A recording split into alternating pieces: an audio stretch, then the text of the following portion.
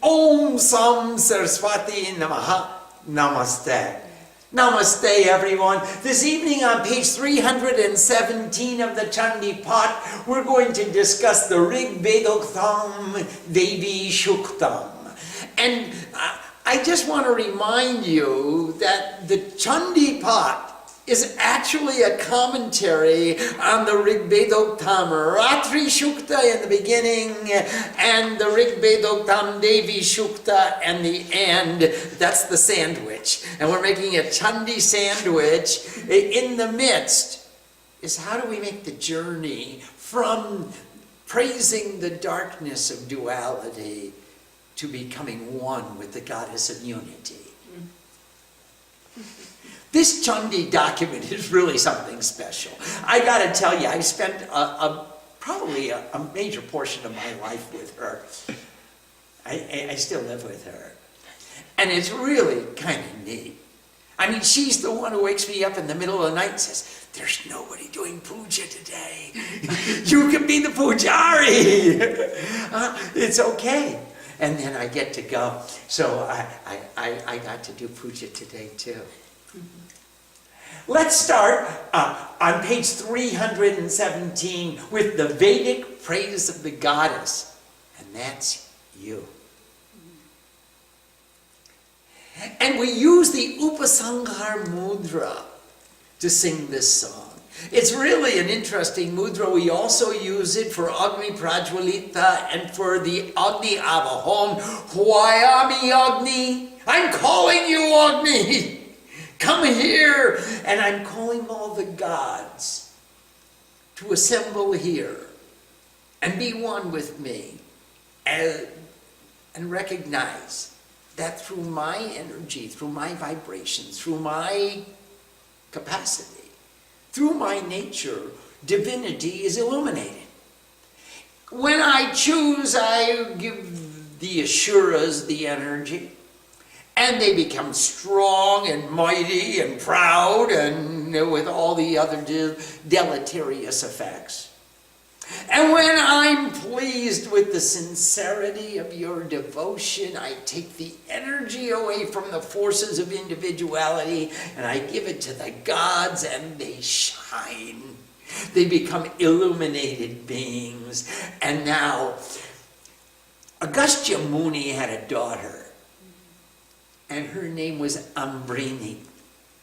And Ambrini became Bak. And she became known as Bak Ambrini, the daughter of Agastya Muni and Lopamudra. She gets some credit too. She's the mama.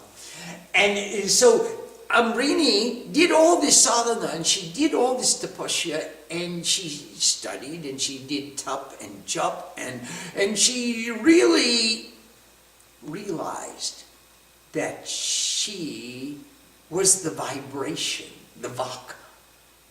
She was all the vibrations through which divinity is illuminated. And she sang this hymn and it became recorded and immortalized in the Rig Veda. And she said, I travel with the relievers of suffering. Those are the 11 Rudras. She gave the energy to the 11 Rudras. The Asru Trayate, those who take away the sufferings, that dry up the tears. They take away the tears. With the finders of the wealth, with the Vashus, they are the ones who find the true wealth of Lakshmi. The fulfillment of their lakshya. With the sons of enlightened, the Adityas. That includes Adityananda. He's one of the Adityas. The sons of Aditi. Remember, Kashyap Muni had 3 wives. There was Diti, Aditi, and Kadru. And Diti gave birth to all the Asuras and the Danavas and the Daityas and all the forces of duality. And Aditi gave birth to all the forces of unity. She was Aditi, she was beyond duality. Diti means two. Aditi means no two. Or one.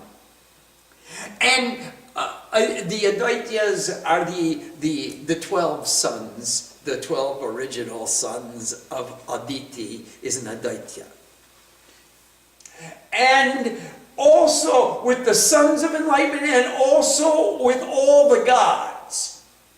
I hold aloft friendship, Mitra, and Varuna, the Lord of waters, the Lord of equilibrium, the Lord of equanimity, the ruler of the pure, Indra, the ruler of the king of the gods, and the light of meditation, Agni, the light of purity, the purification. Remember the sun and the moon and the fire, the three eyes in the face of the goddess, the light of meditation, and the divine urge to union. That's symbolized by the horse, the horses, the Ashwins, who are the physicians of the gods. They are the ones who compel us to seek that unity.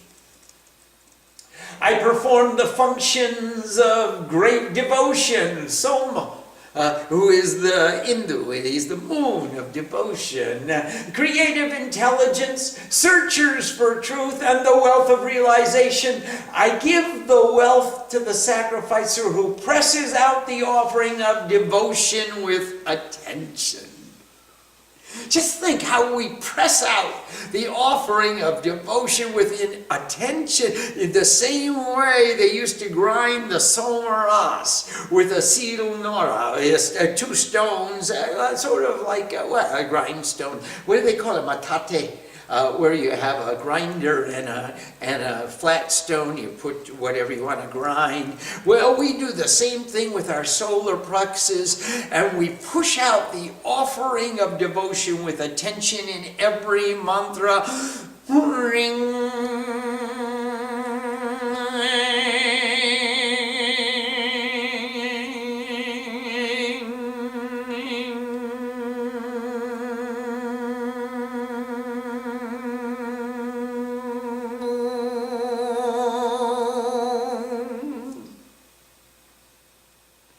And in this way, we give we press out, we purify, we clarify the nectar of devotion, the somaras, the pure nectar of devotion, the offering of devotion with attention like the pressing stones. I am the queen, the united mind of the guardians of the treasure. That's pretty self-explicit. Outside the treasury, outside the gates to the secret of the goddess, stands the guardians. And I am the united mind of the guardians of the treasure, the supreme consciousness of those who are offered sacrifice.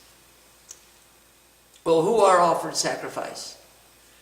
The gods and the goddesses. And I am the supreme consciousness of all divinity. Thus, the gods have established me in the manifold existence, the all-pervading soul of the abundant being. I am the supreme soul of all that exists in infinity. Through me alone all eat, they all see, all breathe, all hear. They can't do anything without my vibration. No living being can subsist upon this earth if they don't recognize my vibration. It is through me alone they eat, they see, they breathe, they hear. They know me not, but yet they dwell beside me. Hear from me the truth of faith as I speak to you. Listen to what it's like to believe that I'm with you all the time. Listen to the truth of faith and recognize me beside you in every endeavor, and you won't go wrong.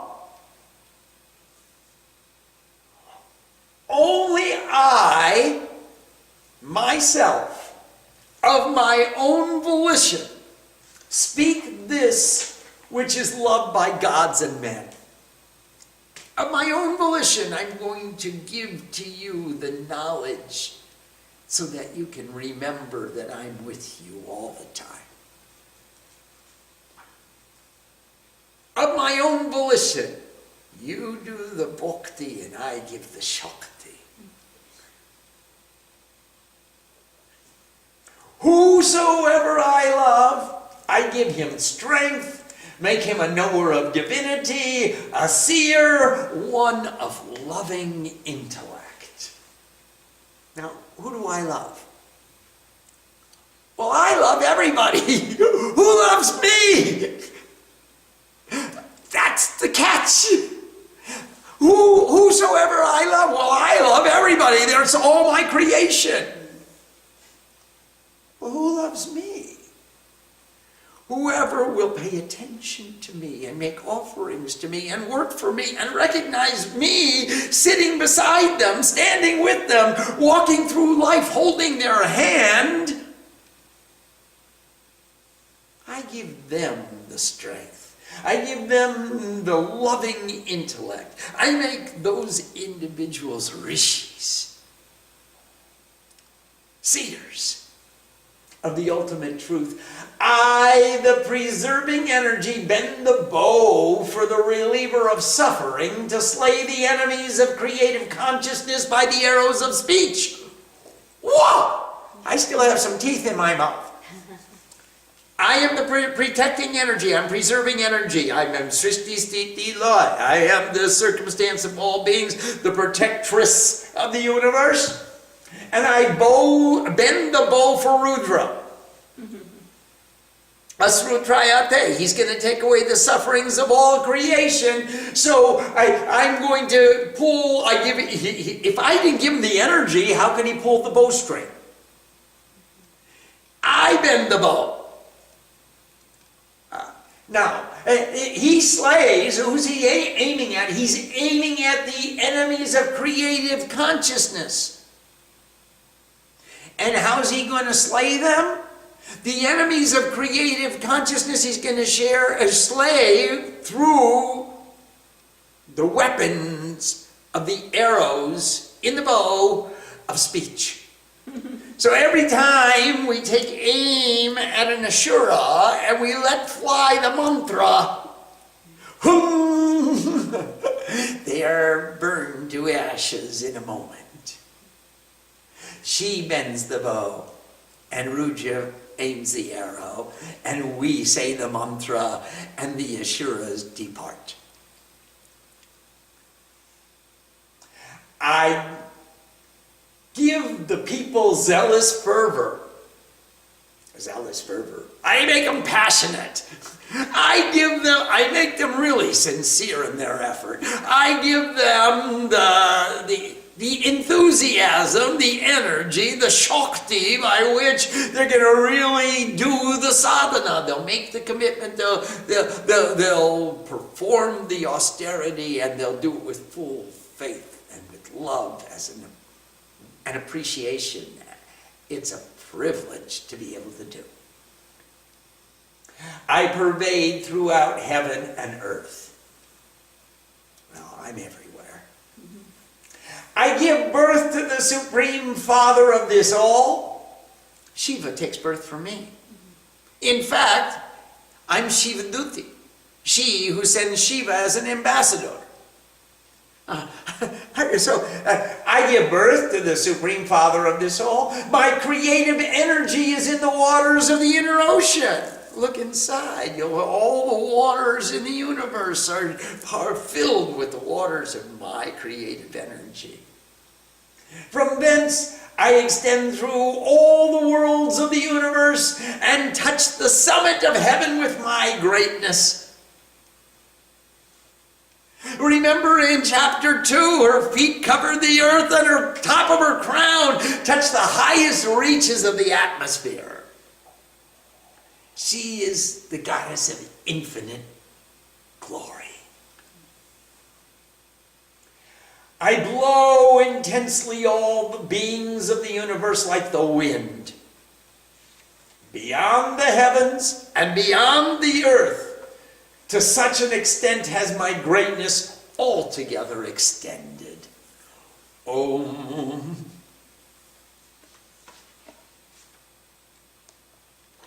And that was the realization of Ambrini Bach. So beautiful. And it, of course, in Sanskrit, it's so beautiful. But as we recite it and feel it and think about its meaning and apply it to our circumstances and make her sit beside us and recognize her greatness and recognize that through her I am doing what I'm doing. She is the craftsperson and I am the tool, and I am the car and she is the driver, and she is with me and I recognize her. That through her alone I am performing all that I am performing. Then I see to such an extent has her greatness altogether become. Om Sam Saraswati Namaha. Namaste. Well, we have a number of questions already, and if anybody has any questions about the Vedoktam Devi Suktam, Vedokta, spoken from the Vedas, the word, the Bach, Ambrini, the word, the vibration spoken from the Vedas is that I am everywhere.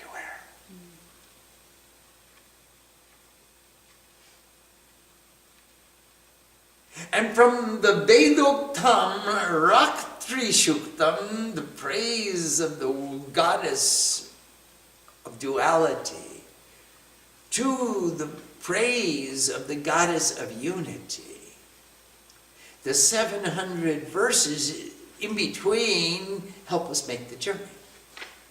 They are the system by which we put too much and too little into balance and cut down the great ego and self-conceit and self-deprecation and all their armies of limitations. And then we realize, I am one with all the gods. I am one with all the goddesses. I am one with all the vibrations of the universe. This is my privilege. Let's see if there are any questions. We have a question from Vivekananda. Yes, please, Vivek. Namaste. Namaste. If change is the nature of nature, how is truth eternal, unchanging, and non-dual?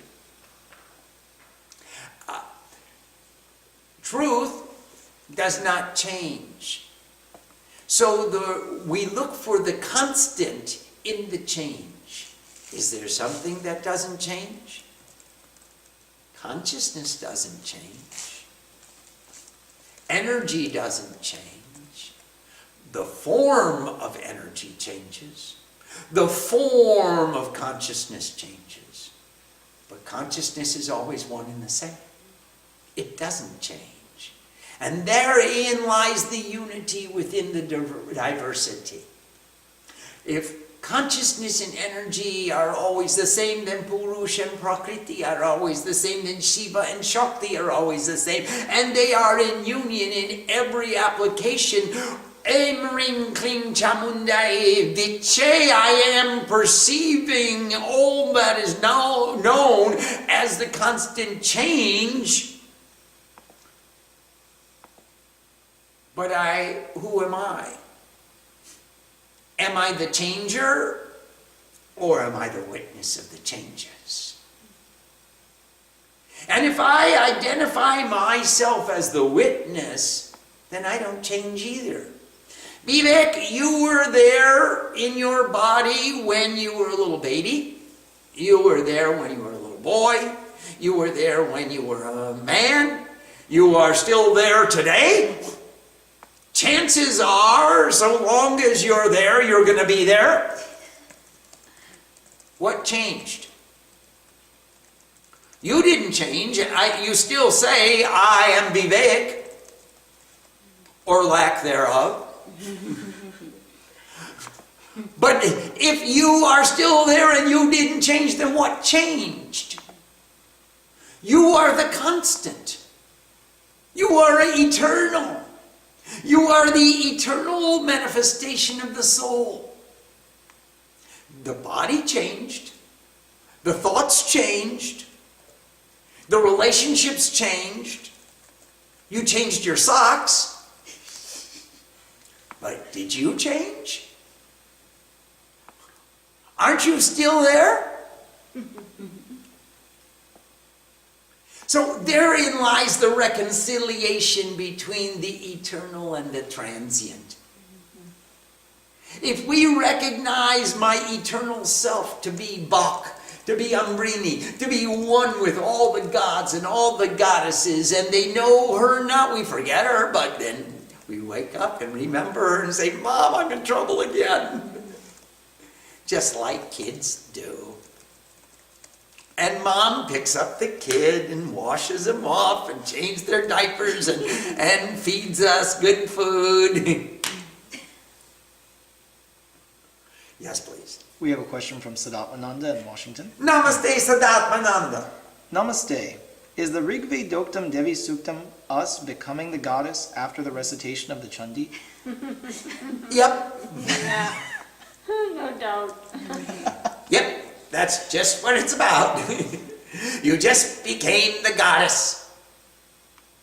Male or female, you just became the goddess. Yeah, all boys, don't get stuck up in your masculinity. You just became the goddess. It's okay. Brahma, Vishnu, and Shiva went to the Moni Dweep to see the goddess. And when they walked in, they became little Kumaris. And then they recognized that boys aren't allowed in the boudoir, in the private apartments of the goddess.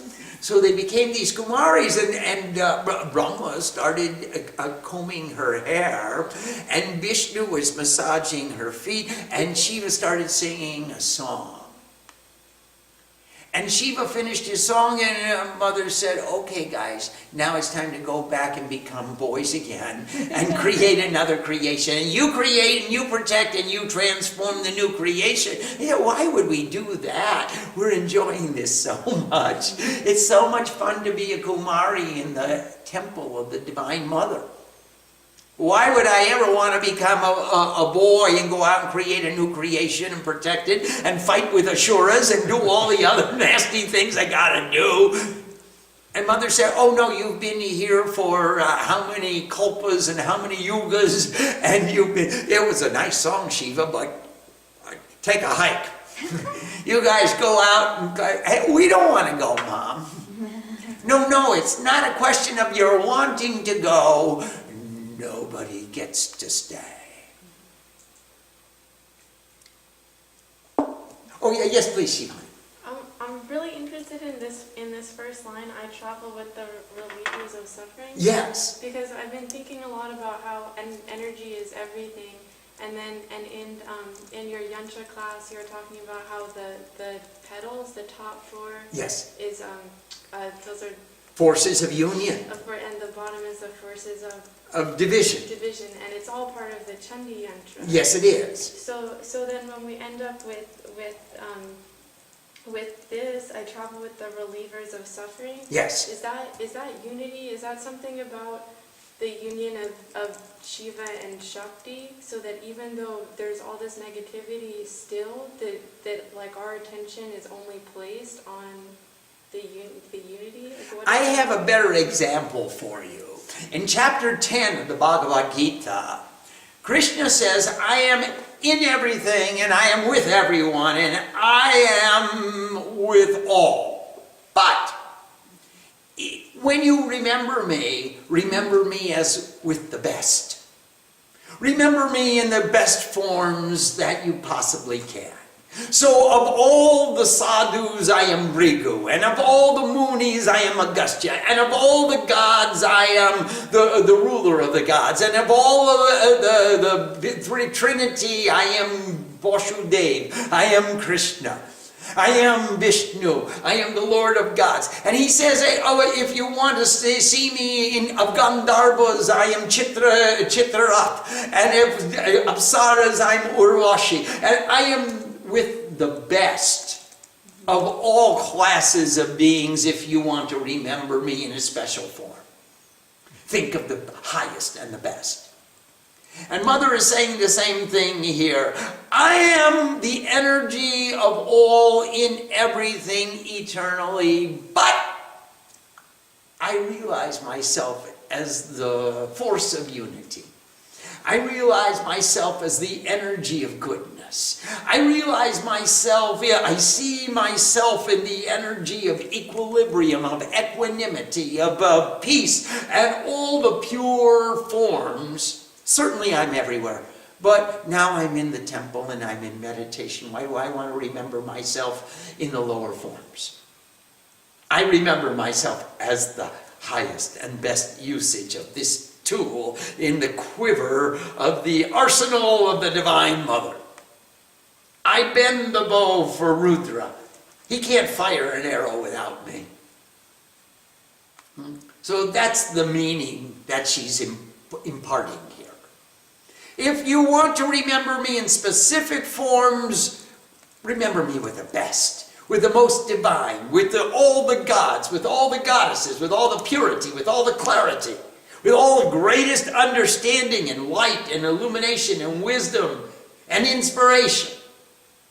And forget about, I do exist and energize every form of creation from Brahma to a blade of grass, but you don't have to make japa of blade of grass, blade of grass, blade of grass, blade of grass.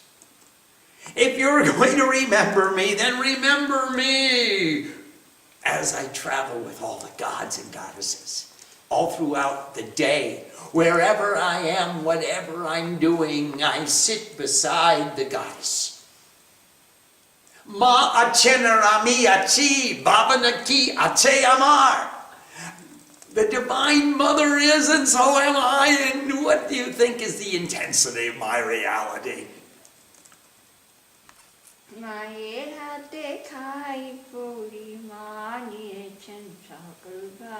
I eat from Mother's hands, and Mother's taken responsibility for my every activity. Now that would be the attitude we will want to inculcate. Not blade of grass, blade of grass, blade of grass. That's too insignificant for me to devote my attention in meditation, especially when I have this opportunity. Yes, please. We have another question from Vivekananda. Yes, please, Vivek. There's some of the same verses in Devi Atharvashirsham as in Durga Suktam and Rig Vedoktam Devi Suktam. I know these are all Vedic, but what is the more subtle thread that links them together, other than the subject matter? The Devi Atharvashirsham is also known as Devi Upanishad, and it's a compilation document. It is not an original document. It is comprised of various verses from various traditions. It has verses from the Vedoktam Devi Suktam and the Tantroktam Devi Suktam. So the gods say Namo Devyaki, Mahadevyaki, Shivayaki, Satatang Namaha. It has information about the Kadi Vidya, and it has information about Ring Bija, and it has the Nivarna Mantra written in code. The Devi Atharvashirsham is a compilation. It's an anthology of various sources of knowledge pertaining to our worship of the goddess. Just like when you read the other Upanishads, Chandogya Upanishad, Mundak Upanishad, all of the Upanishads contain verses from the Vedas, and they also contain, they are Vedanta, they are later Veda, they are at the end of the Vedas, at the end of the Vedic period, and they are the bridge from the Vedic period into the Puranic period. So that the Sanskrit they use is much more modern Sanskrit, and then they put Vedic verses into a context of modern Sanskrit. So the grammar of modern Sanskrit, what we call classical Sanskrit, as contrasted with the grammar of Vedic Sanskrit, is different. There are a lot of usages it's sort of like comparing Chaucer to Shakespeare.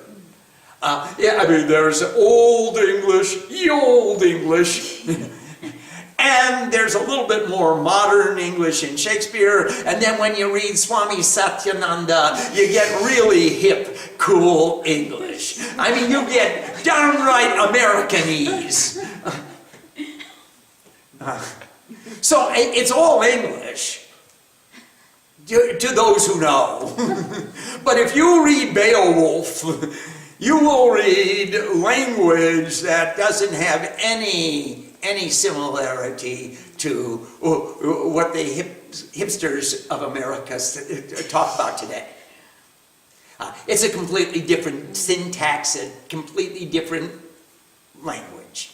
It's almost as diametrically opposed as Awadhi and Hindi, or Hindustani and classical Hindi. Because Hindustani is a mixture and a compiled language which mixes Sanskrit, Hindi, Urdu, English, Punjabi, all get mixed into this Hindustani, and then they took it to Bombay and they made it into Hinglish, and it got even more convoluted. So these languages are constantly evolving. Well, the Devi Upanishad, or Devi Atharvashirsham, is a compilation document. So it has some passages of Vedic Sanskrit, it has passages from the Chandi, it has commentary from the Chandi, it has verses from the oral tradition on how do you realize the Bij mantras of each of the major mantras of Sri Vidya. So it's tantric. It weaves, and it's Mishra, because it's not completely Vedic, although it does contain Vedic verses. It's not completely Tantric, although it contains Tantric verses. It's not completely Puranic, although it contains Puranic verses. And it's not modern Sanskrit, although it contains modern Sanskrit verses. It is woven together as an anthology of knowledge which you get from sitting near the Guru. Upanishad, Upa Asana, sitting near. Asan, Upa. Sit close. That's why I wonder about the people who sit way back there. Are you afraid to catch the spit? You come close to the Guru and then it becomes an Upa-Ashan or Upanishad. And that's what Devi Atharvashirsham is. Weaving so many branches of knowledge from so many periods of history, from so many dictions of language, from so many dictionaries of language, from so many different expositions. It's a true anthology woven into one document. And it's really excellent. It's really excellent. They did a good job. Yes, please, Sivan. I have a pranayama question. Yes, please. Do we actually want to use the muscles of our diaphragm to literally press out the rest of the air? It depends what kind of recitation we are performing. We divided our ucharan, our pronunciation, into 4 different kinds. There's a bhakti pat, a shakti pat, pranayam, and jivanam. These 4.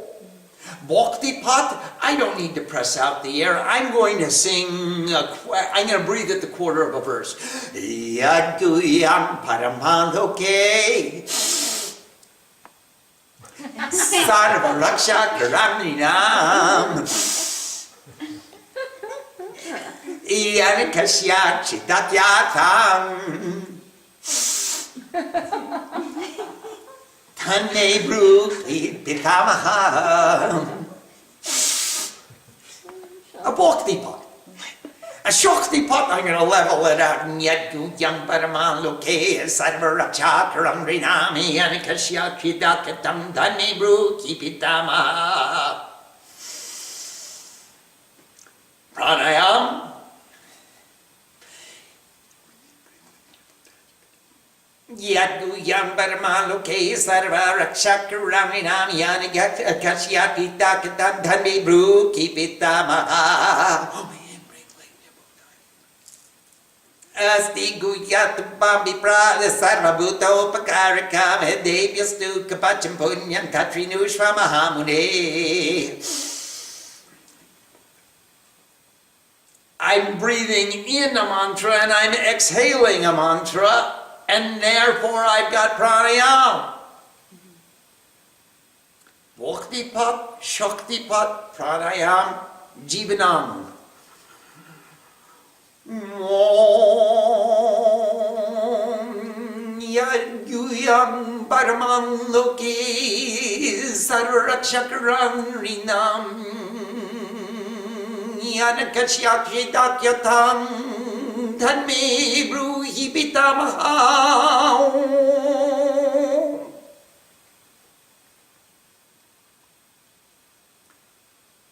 Or something like that.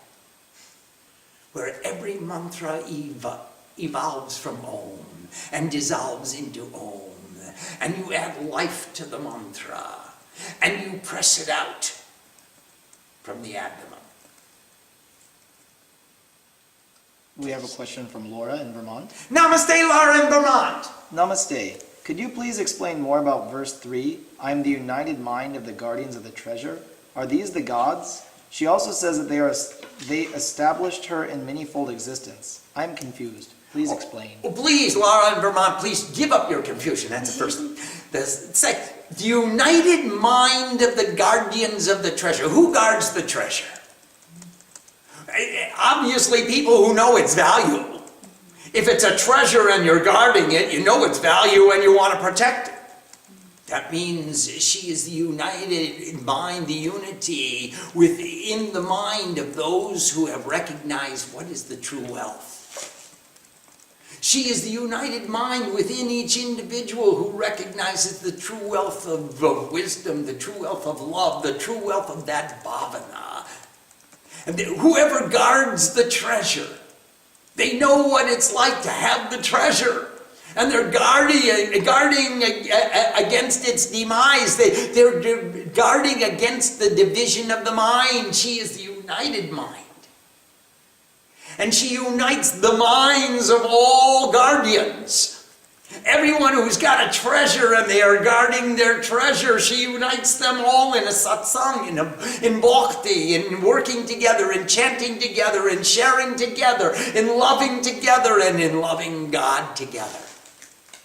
So she unites individually and collectively the united mind of the guardians of the treasure. Now the gods recognize the treasure as the wealth of illumination. The rishis recognize the treasure as the wealth of illumination, the wealth of prakash, the wealth of a feeling of devotion. So all of us, we can put it in different nomenclature. We know what that treasure is that we're seeking. And once we find it, we've got a united mind within ourselves. And then we unite our united mind with all the devotees who come into our sphere of influence. And we make a collective united mind. And then all the devotees around the universe, around the world, we unite our minds with them as well. So she is the united mind of the guardians of the treasure, individually and collectively. And the gods, she is the, what was your other question? The second part of the question, please. She also says that they established her in the many-fold existence. Well, yeah, as the all-pervading soul of the abundant being, they established her. Where do we see her? She's already there. We didn't really put her there, but we recognized her presence. We didn't put her there, but we established her. We made pranapatishta to her. We made her form enlivened. We gave it our devotion. In this way, we actually woke up to her presence in the manifold existence as the all-pervading soul of the abundant being. She is the what's the abundant being? All consciousness and all energy. And she is the all-pervading soul of the abundant being. She is the supreme soul, the Paramatma of all existence. We recognized her as such. And it established her, it means we recognized her, that she was already established. We have a question from Nanda in San Jose. Namaste, Nandama. Namaste. When we have chosen the path to be your disciple and reflect your capacity, should we use you as a yardstick for every activity? And most importantly, does this mean we give up trying to be worldly wise? Please help. Thank you. Oh, no. No. First of all, you'll be much better served if you follow Sri Ma. And second of all, if you follow me, you're going to be worldly wise. Please believe you're not going to be free from worldliness because somebody's got to do it. The only reason Sri Ma can do what she does is because some of us do what we do. We empower her to be the guardian of the treasure and the all-pervading soul of the abundant being. Gurus need disciples as much as disciples need gurus. So I doubt highly if you get to jump over me and you get to be, I've got the next place in line. It's a parampar. I push and she pulls. And then you come behind me and push me, and I'll pull you. And I hope somebody's going to come behind you and push. And you've got the duty to pull them. So it doesn't mean that you get to give up the world. It means you make your world divine. You appreciate the opportunity and you understand the privilege of getting up to worship and getting up to serve and being able to answer 400 emails a day and all the other stuff that you get to do because you love her. Is that Maharaj? We cannot give up worldly gifts. It's very true, Mom. We cannot give up the world no matter how hard you try. No. It ain't going to happen. The world will give us up when it's through with us. She'll just chew you up and spit you out and say, nothing left. Just bones and bleh. Forget about it, man. You gave your last ounce of devotion. Okay, take a hike. You're not going to give up the world. And you're not going to give up worldliness. So you better get good at it. Because you're going to be there for a long, long time. As long as you're there, there's going to be a world. I promise. And you might as well be worldly wise rather than worldly foolish. If those are the two choices. If you had a choice whether you wanted to be worldly wise or worldly stupid, I suggest highly, just from my experience, it would probably behoove you to become worldly wise. And when you become really good at it, you become efficient at it, you become a sadhu. And then a sadhu is known as someone who is efficient.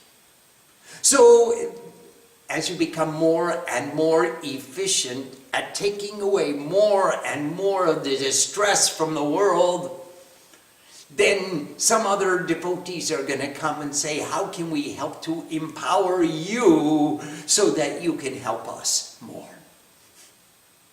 That's just the way it works. We're all in business for the self, with a capital S.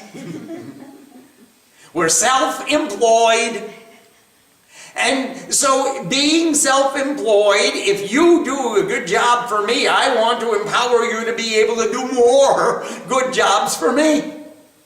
That's just how it works. If you don't do a good job for me, I'm going to probably say, you better go find yourself another job. But if you do a good job for me, I'm going to say, hey, what does it take for you to stay so I can get more good job? And that's just how it works. That's called worldly wise. That's it in a nutshell. That's my encapsulated version of how do you become worldly wise. Spiritual means giving more than we take. Become spiritual. And when we become spiritual and we're givers, then everybody wants to invite you. Everybody wants you to come because you're a giver. Who doesn't want to get? Everybody wants to get. Well, pretty soon we realize that kripa means do and get. You don't just get to get. Sorry, that's worldly stupid. That's pretty foolish. Who wants to give and give and give and give and give? Well, at some time you're going to say, hey, I'm running out. But if you give and get, everybody says that's grace. Well, you might want to follow me in becoming worldly wise, possibly. But you definitely want to follow Sriman in becoming godly. Yes, please. We have a question from Moshimi in Boulder. Namaste, Moshami Ma. Namaste, Siddharth. Pranam. Verse 5 says, whosoever I love, I give him strength and make him a knower of divinity. Can we attain her love through anamanio or uninterrupted bhakti? Thanks. Well, Shami, I don't know any other way to get her love. I think you hit it right on the head. If we give Shrud Pavitra Chiristai Vyakulata Ananya Bhakti, if we continually give that devotion and demonstrate the sincerity of that devotion with puja, pat, homa, jap, tap, and seva, at one time she's going to say, you're doing a lot. You deserve to get. That's the grace. That's the kripa. I believe that's exactly the process, Mushami. I'm with you. I'm coming to Boulder to become a disciple. Yes, please. We have a question from Ambika. Namaste, Ambika. Namaste. Chanting is loud. There are also bells, conch shells, etc. How do we get quiet in the midst of all that sound? We'll try and get louder. You can't get louder than her. She slapped the earth and she rang the bell and she made a great cry like numerous jackals, and she made so much noise that the Asuras couldn't stand it any longer and they just covered their ears and surrendered. And in the same way, we'll call her loudly when she's far away. And the closer she gets, the softer we get, until she's inside and she can hear everything we're thinking. That's called Manas Puja. We have a question from Nanda. Namaste, Nandama. Can you define what you mean by worldly wise? I thought it meant trying to get ahead even at the expense of others. No. It means using wisdom in the world. Worldly wise does not mean pulling someone down so I can take their place. It means using wisdom in the world, using your knowledge and your understanding and your inspiration and to empower others, and they will say, thank you, how can we reciprocate and make it mutual? They will definitely say that at one time or another.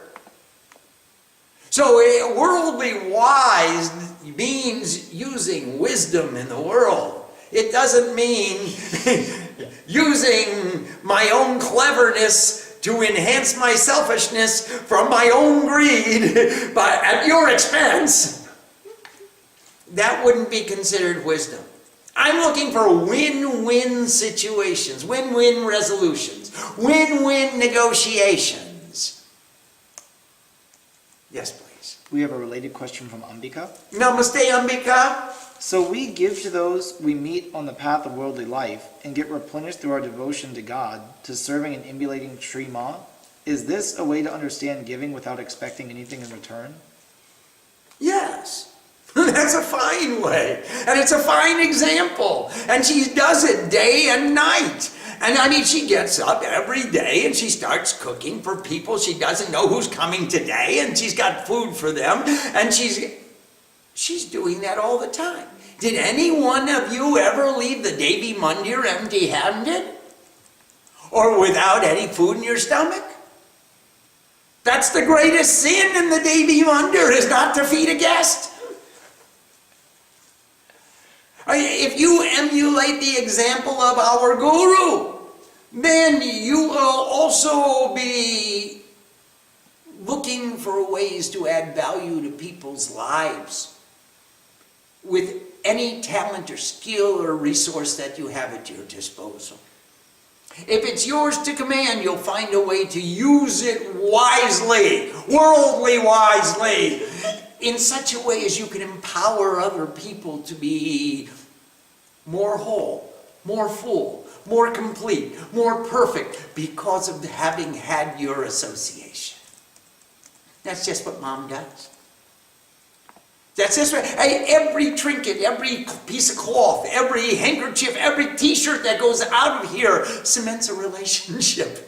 Everybody feels empowered by it. They get a prayer shawl, they get a mala, they get a bead, they get a piece of fruit that was blessed by the divine. They get ashes. It doesn't matter what she gives. She just gives so lovingly and generously. You feel that you are receiving not a thing, you're receiving Mother's love.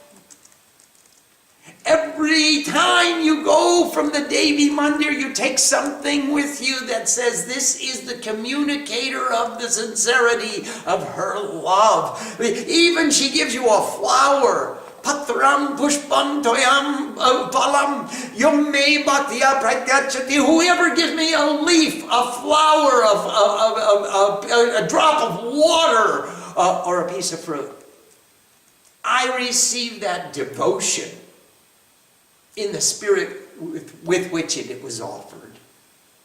And that's just what Mama does. And that's just what her disciples will do whenever we go anywhere. We'll take something to share. And whenever someone comes to us, we'll find something we can give them. Yes, please. We have a question from Joseph in Illinois. Namaste, Joseph. Pranam. Is chanting Siddha Kunjika Stotram by itself an effective sadhana? It's part of a sadhana. It's better than doing nothing. It's very nice. It's a wonderful stotram, but there's so much more to do in preparation to understand what is the Siddha Kunjika Stotram telling us. It's part of a sadhana, and it's a cornerstone of sadhana, and it's a great place to be. Why don't you do the Kavach, the Orgal, the Kilak, the Navarna Vidi, and the Siddha Kunjika Stotra? And then you can expand that and put in chapter 5 and chapter 11. Namastasye, Namastasye, Namastasye, Namo Namaha. Narayani, Namostute. Joseph, let's not look for shortcuts. No, let's not look for abbreviations of our sadhana. Let's look, how can I expand and do more and more and more and more? I don't want to take the PhD program before I've completed my BA degree. I just wouldn't understand what it's talking about. So let me please just start and do it by the numbers. And you'll get there, I promise, you'll get there. Yes, please. Oh, yes, Ramyam. Swamiji, the journey of the Chandi. Yes. So we in the first chapter they talk about mother as one is Mahamaya Prabhavena Samsarastika, that she is the delusion. Yes. And then, is that the Ratri Suktam? Is that what we are? Well, that Mahamaya Prabhavina, she is not only the delusion, but she is the great measurement of the reality.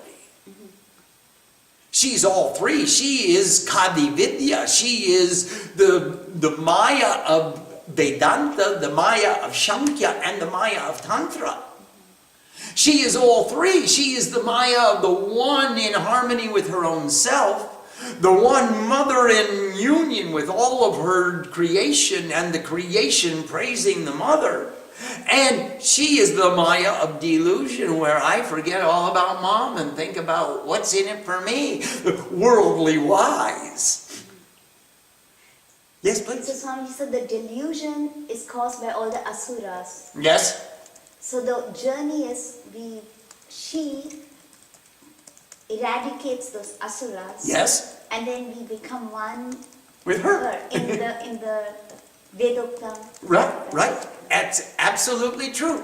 We saw her first as the darkness of duality, of ignorance. I thought about me and myself. Worldly wise meant I'm going to pull everyone down and I'm going to get ahead. And then I said, well, wait, here comes the dawn. And the light is coming, and the wisdom is coming. Let me see what is the reality. Usha, please come to me. Usha, please come. Usha, illuminate. May the day break and bring the sun and bring the light of wisdom and let it dispel the darkness. And I see that the darkness is caused by too much and too little. And then I put too much and too little into balance, and I see that Kam, Krodh, Lobh, Moh, Moda, Matsarya, all the ripus, all the limitations, anger, passion, greed, the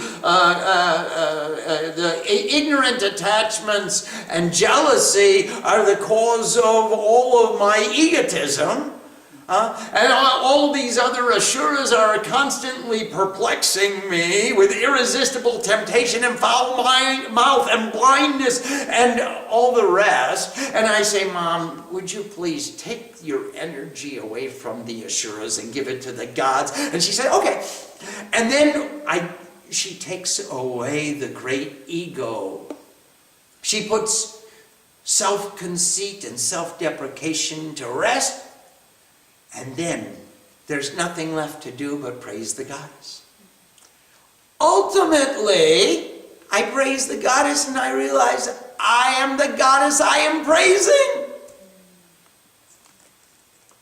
I am the goddess I am praising. Who can praise the goddess and just another goddess? So I become the goddess. And through me alone, all eat, all see, all breathe, all hear. They know me not, but yet they dwell beside me. Hear from me the truth of faith as I speak to you. So that's how she moves. She makes us this transformation from recognizing this darkness of ignorant attachments. I'm thinking about being worldly wise. I'm in it for me. Until I become only I want to pray to you. And then I realize I'm the one that I'm praying to. Brahmarpanam, Brahmahavir, Brahma Ognam, Brahmadakutam. Only God, Brahma Eva, only God, only the Supreme Divinity exists, and through that sadhana of the Supreme Divinity, we recognize our unity with the Supreme Divinity. Yes, please. We have a question from Laura in Vermont. Namaste, Laura. In the part of the Chandi with Madhu and Kaitaba, why was Brahma awake and Vishnu asleep in Yoga Nidra? Because Brahma is the creative capacity, and creative capacity has a hard time sleeping. He gets up in the night and he says, I'm going to do something to expand and extend and demonstrate how creative my energy is. I want to create something as a manifestation of the sincerity of my love. I have this compelling necessity to depict in some external form my love. Now Vishnu is the supreme consciousness reclining on the couch of infinity. And he has no such compulsion whatsoever. You call upon him to protect and he'll just sleep. It's sleepy time. So Brahma creates, Vishnu protects when it's necessary. Shiva transforms. And that's why Brahma is awake and Vishnu is asleep. Vishnu came under the spell of Yoga Nidra, the sleep of divine mystical union. Yoga Nidra.